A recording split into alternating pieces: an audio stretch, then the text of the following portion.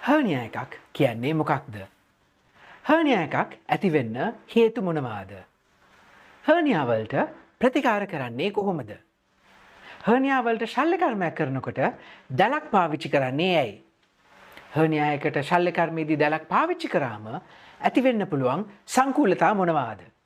ඔබ හර්නියා සහ ඒ ප්‍රතිකාර ගැන දැනගන්න ඕන කාරණා පහක් ගැන අපි මේ වීඩියෝ එකේදී කතා කරමු.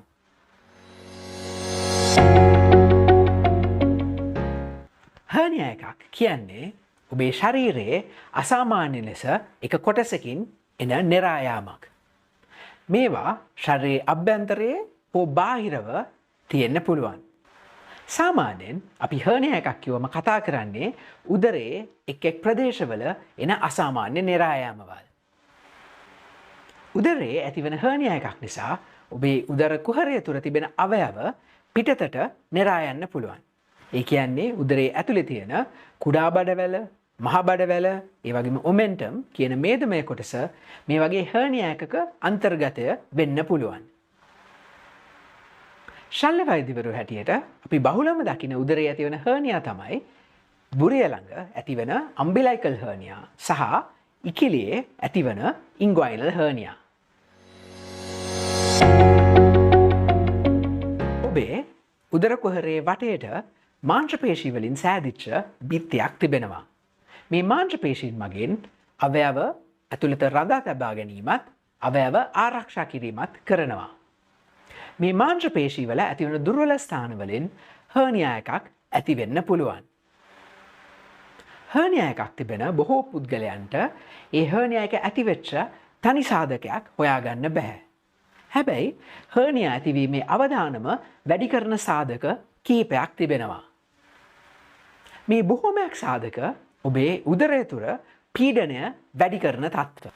උදාහරණයක් හැටියට දීර්ඝකාලීනව තිබෙන මලබද්ධය නිසා නිතර තැටමීම, බර වැඩ කිරීම හෝ අධික බර එසලීම සහ දිගුකල් පවතින කැස්ස දක්වන්න පුළුවන්. සමහර පුද්ගලයන්ගේ උපතින්ම මේ ප්‍රදේශවල දුර්වලකමක් තිබෙන්න පුළුවන්. උදාහරණයක් හැටියට ඉන්ග්වයිනල් කැනල් එකේ දුර්වලකමක් තිබෙන්න පුළුවන්. හර්නියාවක් තිබෙන රෝගීන්ට කරන්න පුළුවන් ප්‍රතිකාර ක්‍රම කීපයක් තිබෙනවා. බොහෝ රෝගීන්ට මේ ප්‍රතිකාර ක්‍රමය ශල්‍ය කර්මයක්. බොහෝ හර්නියා වලට ශල්‍ය කර්ම අවශ්‍ය වෙනවා.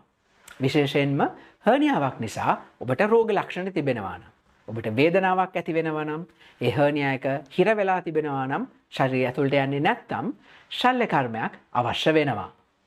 මේ ශල්‍ය කර්ම සමහර වෙලාවට හදිසි ශල්‍ය කර්මයක් හැටියටත් අවශ්‍ය වෙන්න පුළුවන්. උදාහරණයක් හැටියට හර්නියා එකක තිබෙන බඩවැලක් එතන හිර වෙලා තිබෙනවා නම්, ඒ බඩවැලට යන රුධිර සැපුවීමේ ප්‍රශ්නයක් තිබෙනවා නම්, හෝ බඩවැලේ බ්ලොක් එකක් තිබෙනවා නම් ශල්‍ය කර්මය හදිසි ශල්‍ය කර්මයක් වෙන්න පුළුවන්. ඒ නැතත් ඔබට හර්නියා එක නිසා රෝග ලක්ෂණ ඇති වෙනවා නම් ශල්‍ය කර්මයක් අවශ්‍ය වෙනවා. සමහර රෝගීන්ගේ, උදාහරණයක් හැටියට වයස්ගත රෝගීන්ගේ, වෙනත් රෝග තත්ත්ව නිසා ශල්‍ය කර්මයක් කිරීමේ අවදානම වැඩි රෝගීන්ගේ, ඒ රෝගීන්ගේ හර්නියා එකක රෝග ලක්ෂණ නැත්නම් සමහර අවස්ථාවල ශල්‍ය කර්මයක් නොකර ඒ හර්නියා එකට ප්‍රතිකාර කරන්න වෙන්න පුළුවන්. මේ වගේ අවස්ථාවක හර්නියා එකක් සඳහා බෙල්ට් එකක් පාවිච්චි කරන්න පුළුවන්. හර්නියා එකකට ශල්‍ය කර්මයක් කරන බොහෝ අවස්ථාවල අපි ඒ සඳහා දැලක්, එහෙමත් නැත්නම් මෙෂ් එකක් පාවිච්චි කරනවා.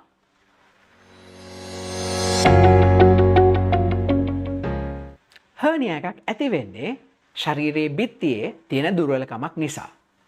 ඒ කියන්නේ මේ දුර්වලකම නිවැරදි කරන්න ශල්‍ය කර්මයක් කිරීමේදී ඒ දුර්වලකම සාමාන්‍ය තත්ත්වයට පත් කරන්න ඕනේ.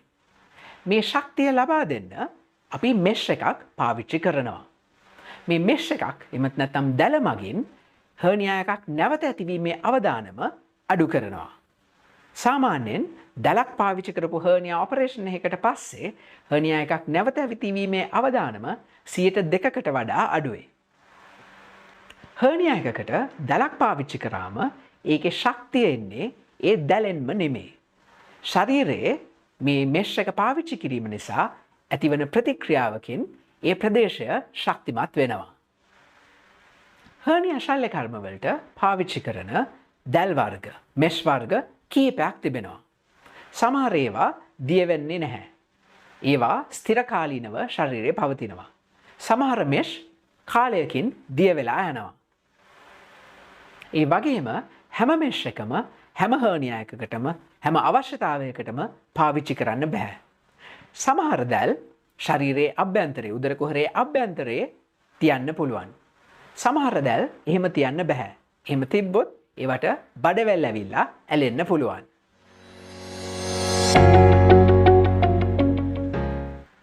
හර්නියා වලට කරන ශල්‍ය කර්ම වලට දැන් බොහෝ විට දැලක් භාවිතා කරනවා. මේ පාවිච්චිය නිසා සාමාන්‍යයෙන් හර්නියා එකක් නැවත ඇතිවීමේ අවදානම 2%කටත් වඩා අඩුයි. හැබැයි මෙෂ් එකක් එමත් නැත්නම් දැලක් කියන්නේ ශරීරයට ආගන්තුක ද්‍රව්‍යයක්. ඒ නිසා කලාතුරකින් ඇතිවෙන්න පුළුවන් අවදානම් තත්ත්ව කිහිපයක් තිබෙනවා. එකක් තමයි මේ දැල ආසාදනය වීම. එමත් නැත්නම් පැසවීම. මේකට හේතුව මේ මෙෂ් එකට එමත් නැත්නම් දැලට රුධිර සැපයුමක් නැතිවීම.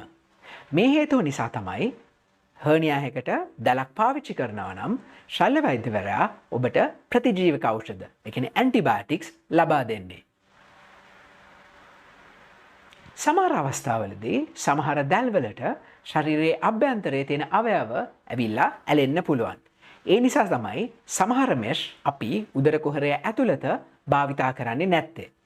හැබැයි උදර කුහරයෙන් එළියේ යොදපු මෙෂ් එකක් වුණත් කලාතුරකින් උදර කුහරය ඇතුළට යන්න පුළුවන්. ඒ වගේම හර්නියා එකකට යොදන මෙෂ් එක ඇඟට සවිවීමේදී ඒ අසල තිබෙන ස්නායු වලට තෙරපුමක් ඇති වෙන්න පුළුවන්. මේ නිසා සමහර විට දිගු කල් පවතින වේදනාවක් ඇති වෙන්නත් පුළුවන්. මේ අතුරු ආබාධ බොහොමත් කලාතුරකින් ඇතිවන අතුරු ආබාධ. ඒ වගේම දැලක් යොදා ගැනීම නිසා ඇතිවන වාසි ඉතාමත් වැඩි. ඒ නිසා බොහෝ අවස්ථාවල ඔබේ වෛද්‍යවරයා ඔබට දැලක් අවශ්‍ය නම් ඒ පිළිබඳව ඔබ දැනුවත් කරනු ඇති. මගේ YouTube channel එකේ, Facebook page එකේ සහ Instagram feed එකේ මේ වගේ තවත් වීඩියෝ ඔබට නරඹන්න පුළුවන්.